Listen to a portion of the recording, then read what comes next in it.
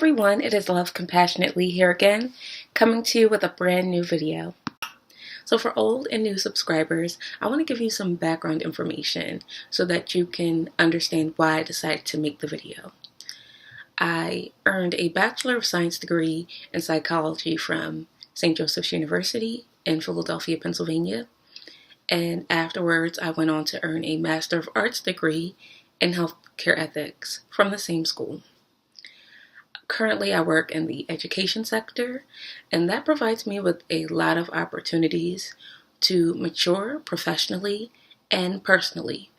I like to hold on to the lessons I learn while working so that I can share on my blog and with you, my YouTube subscribers. That way we can all enhance and grow in our personal relationships, and that will also help us to improve our communities. Now, if you live in the United States, you are fully aware of the fact that we have a very faulty education system. And I'm sure those of you who live outside of the States can relate that there are areas in your education systems that you would like to see improve. And I have identified 3 qualities that I think are essential to establishing and maintaining a successful school. And I believe that it's important for administrators, staff, teachers, and students to exhibit these 3 qualities. And if you're a member in the community who doesn't have kids or work with children, you can still include these qualities in your own life to improve the results of interactions that you have with those living alongside of you. Now, the 3 qualities that I have identified that are essential are love, respect, and compassion. So respect is defined as having a feeling of deep admiration for someone or something elicited by their abilities, qualities, or achievements. And I want to discuss respect first because we don't all like or enjoy working with all of our colleagues. But that doesn't mean that we don't need these persons.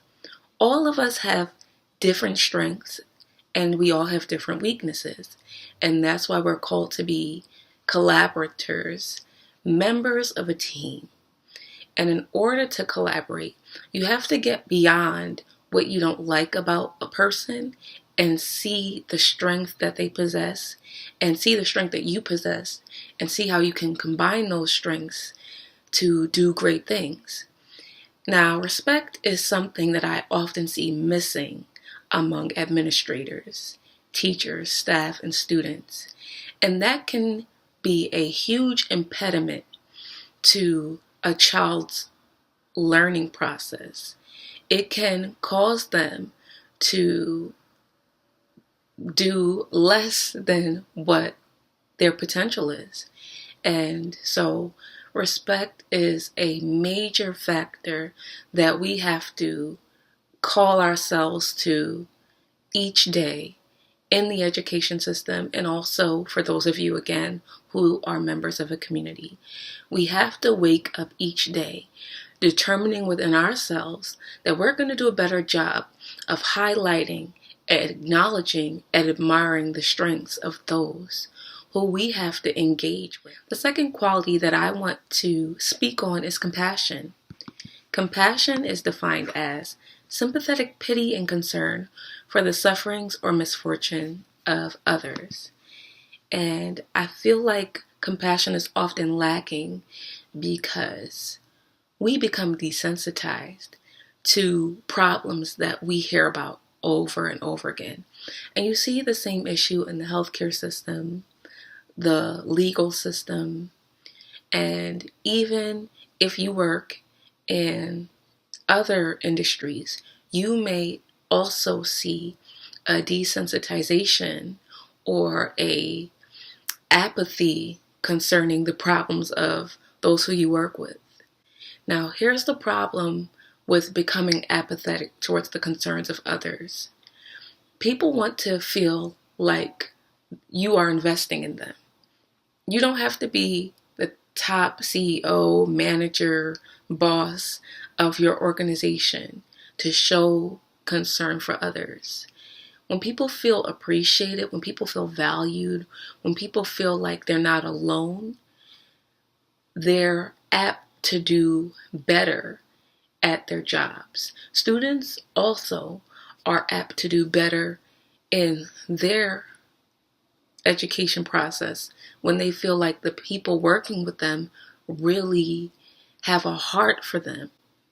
And you can create a barrier if you don't take time to consider what people are going through personally. Think about it. You yourself are going through difficulty and obstacles in your personal life. Think about your colleagues. Think about administrators, staff, teachers. Think about people in your community, your neighbors who are going through things and how that impacts the way that they engage you or often disengage. It would be silly of us to go on any longer and have an attitude with someone that may be aloof, that may be unkind, that may be disrespectful, without taking a moment to consider what things are they facing. And even if they don't want to share, that doesn't have to control whether or not we choose to show compassion towards them. And the last quality, which I feel like is the most important because it's easy to show respect and compassion if you love others. Now, I refer to the Bible for the definition of love because I feel like it's the most adequate definition provided. So like I did for the others, I'm going to glance over and explain. Love is patient. Love is kind. Love is not envious or boastful or arrogant or rude. Love does not insist on its own way. Love is not irritable or resentful. It doesn't rejoice in wrongdoing. It rejoices in the truth. Love bears all things, believes all things, hopes all things, endures all things. Love never ends. And I think that's such a profound definition that we need to look at each day and reassess. Do we love the people in our community? Do we love the people we work with? For those of us in the education system, do we love our fellow co-workers and the children that we are working with? Because if we do not love the people we're working at, then we have to assess why we're a part of the industry that we're working in. Oftentimes, I feel like the part of love that's missing is the part that says, love does not insist on its own way. It's not irritable or resentful. It doesn't rejoice in wrongdoing. There is such a focus, I feel like, in the American education system on penalizing, not on bearing all things and believing all things and enduring all things. And what I mean by that is that children are prone to make mistakes. If adults can grow up and make the same mistakes that they've made for decades, imagine children whose brains are not fully developed, who are experiencing transitions physiologically, emotionally. We have to be able to be patient as these children evolve. We have to be able to be merciful and gracious, not harbor mistakes that they made against them. We have to commit ourselves to loving them when they're good and when they're not so good. We also have to commit to loving our colleagues who are also not perfect, prone to error, also experiencing things in their own lives that would cause them to exhibit the same habits and bad behaviors that lead to bad decision making. Love is such a huge factor. And as I talked about on my website, that's why there's so many teachings on it, because the only one who has gotten love down packed is God Himself. Every day that we live, we have the opportunity through our relationships to see what components of love we're lacking and to improve on that.